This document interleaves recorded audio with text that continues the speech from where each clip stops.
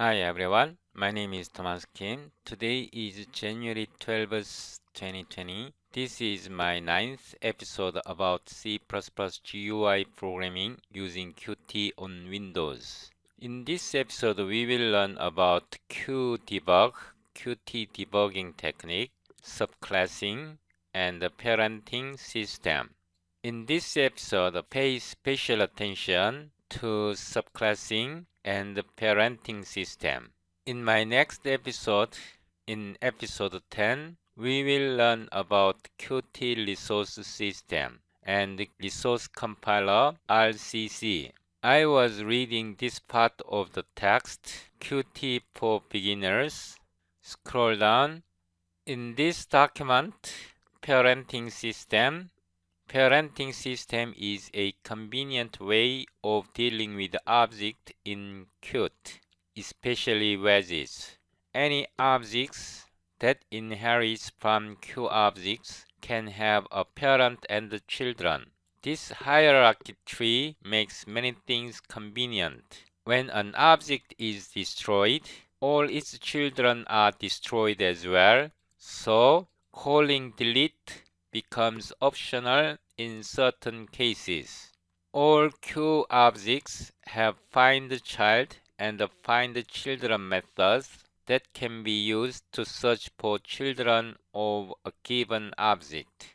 Child widgets in QWidgets automatically appear inside the parent widget. Now let's examine this part of code. QPushButton, we create a button, button 1. We create another button, button 2. We provide button 1 as its parents.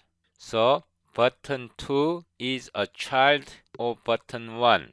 Here we do not show other is displayed inside the button 1. Test is the button 1. We haven't displayed button 2. So, child widgets in QObjects automatically appear inside the parent widget. Since button 2 is a child of button 1, button 2 other is automatically displayed inside its parents. Its parents is test. Now, about this part. When an object is destroyed, all its children are destroyed as well. So, calling delete becomes optional in certain cases. We haven't destroyed button 2. When it goes off this block, this destructor will be called. But button 1 also manages button 2. In this episode, we will discuss this part. Scroll down. In this case, QWidget is a window. We dynamically allocate QPushButton, and QPushButton is a child of window. So this window becomes the parent of this button through this code. And when Windows is destructed, this button will also be destructed. But if you compare this part with this part, there is something unclear. So I want to help you completely understand this part of code and this part of code through Qt Debugging Technique and subclassing and parenting system. Please keep this point in mind. In C++, the order of destructions of the object occurs in the reverse order of the constructions of the object. Once again, the order of the destructions of the object occurs in the reverse order of the construction of the object. So, button 1 is constructed first, then button 2 is constructed. At the end of this block, button 2 is destroyed first, because this is stack local variable. When button 2 goes off this block, button 2 is destroyed prior to button 1. When button 1 is to be destructed, button 2 is already destructed. So, button 1, the parent of button 2, does not delete button 2 because button 2 is already destructed. We will double check this fact shortly. Now scroll down. In this case, button is dynamically allocated. When button goes off this block, it will not be destructed because this is dynamically allocated. But its parent is window. When Windows goes off this block, each child button is still alive. So window destroys its child button, then destroys itself. We will double check this fact in this episode. If you are new audience to this series of video, GUI programming using Qt on Windows, you may not understand my current session if you haven't watched my previous episode. If you are new audience to this series, I highly recommend you to watch my previous episodes starting with episode 00 up to episode 8. Without further ado, let's get started. Start Visual Studio Code, open the folder, click this button, 09, Qt Debugging and Parenting. Hit enter. Click this button once again, local stack. Hit enter. Click this folder, click this button, dynamic. Hit enter. Select local stack, click this button, main.cpp, hit enter. Click this folder once again, click this button, my button.hpp, hit enter. Click this button once again, my button.cpp,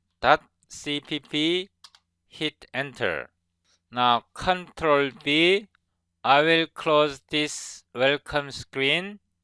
I arrange it like this.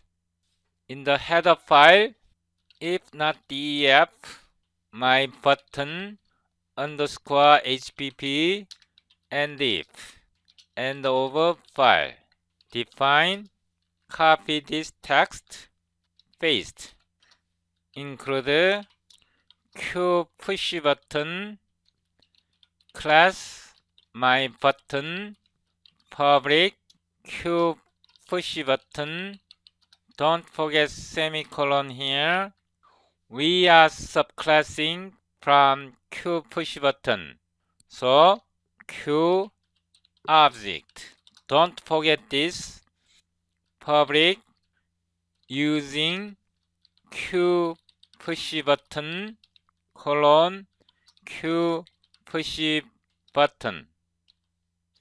Since Q push button and my button are not class template, the following using declaration is not necessary, but it is a recommended programming technique. About this declaration, I will explain in some future episode. This declaration is not necessary in this case, but it is recommended programming technique. Now we create a destructor. This is declaration. Now here, my button.cpp include qDebug, include my button hpp, my button. This is destructor. qDebug, it returns an instance. Destructor for this text is called. Now we defined destructor of my button. Now in main, include Q application, include Qt widget, include my button hpp, int launch app, int argc, character star argb, int main, int argc, character pointer argb array, launch app argc argb. Now here Q application app argc argb, my button parent button parent, my button child button child. We provide parent, it should be pointer, the address of parent button. Parent button show return app.exe execute. Please note that child button show is not called. Now start command prompt dir cd 09 qt debugging and parenting cd local stack qmake project, hit enter. Now Explorer, double click it, Ctrl B, Qt core GUI widgets config. We will be using C++ 17 and we need console, or we can say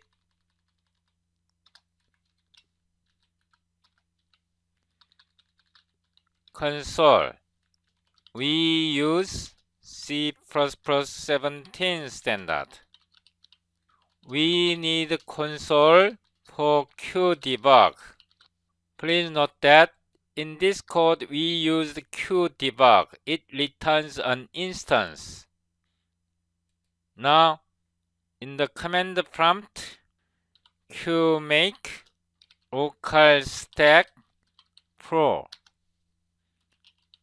make. So our application built successfully. Local stack, hit enter. I will close this file. This is parent button. This is child, this child button. We haven't displayed child button, but it is displayed. It is shown because the parent button shows its child. Now watch this part carefully. I close the application. Destructor for child is called. Destructor for parent is called. Because we declared the parent button first, then child button later, child button is destroyed first, and then parent button is destroyed. Also note that child is destroyed only once. When child button goes off this block, the destructor of child button is executed. When parent button is to be destructed, child button is already destructed, so parent button does not call destructor of child button because it is already destructed. Through this example, please have solid understanding of the lifetime of the object and the relation between parent and the child. We will take advantage of this relation in future episode. Now open the Explorer, click Main, My Button HPP, right click, copy, expand dynamic, right click, paste. Now close all. Now collapse local stack. Now we pay attention to dynamic. Now double click main. Now it is pointer. pChild button, new my button. Now we dynamically allocate it. We still do not delete. In the command prompt once again, cd dynamic qmake project, hit enter. Open this file once again, Qt core GUI widgets config C++17 config console. Now in the command prompt once again, qmake dynamic.pro, hit enter, make. We have a warning, but we can actually ignore this. dir exe dynamic. I will close this file, Ctrl V. The program behaves exactly the same. Now, here, please watch the message here properly. I will close the application. Destructor for parents is called. Destructor for child is called. This is correct behavior.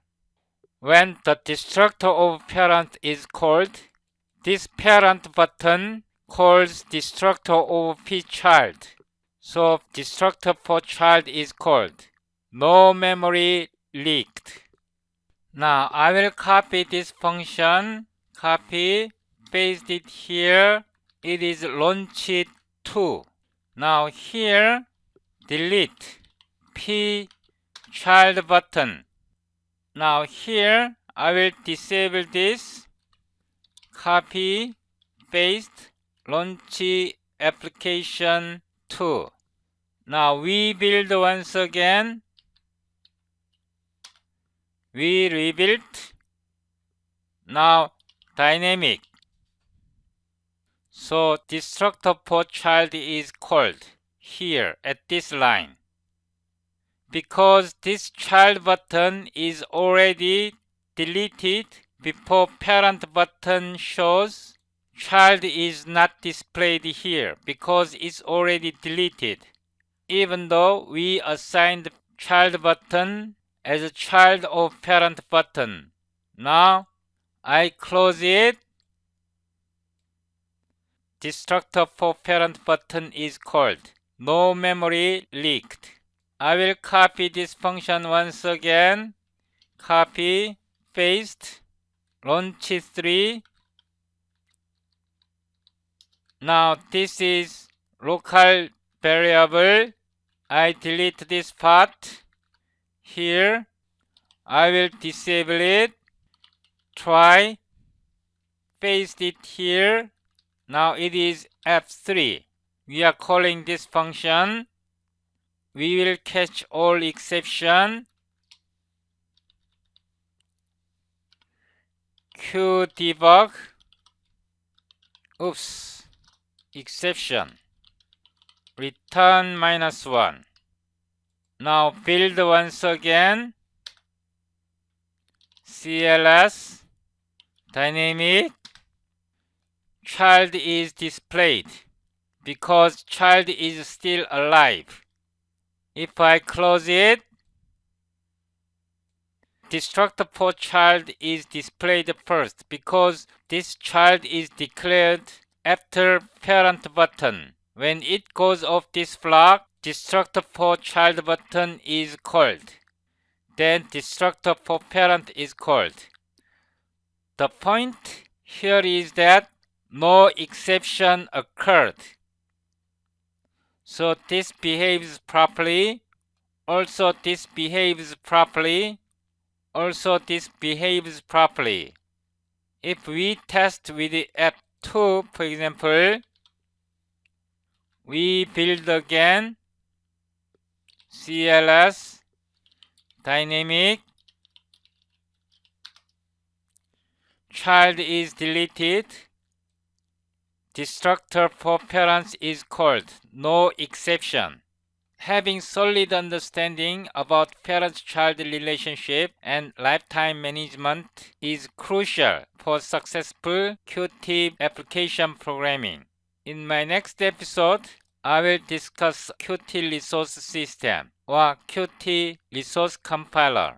I will upload complete source code to my website. By the time you watch this episode, you can download the source code by clicking this link, Qt Debugging and Parenting.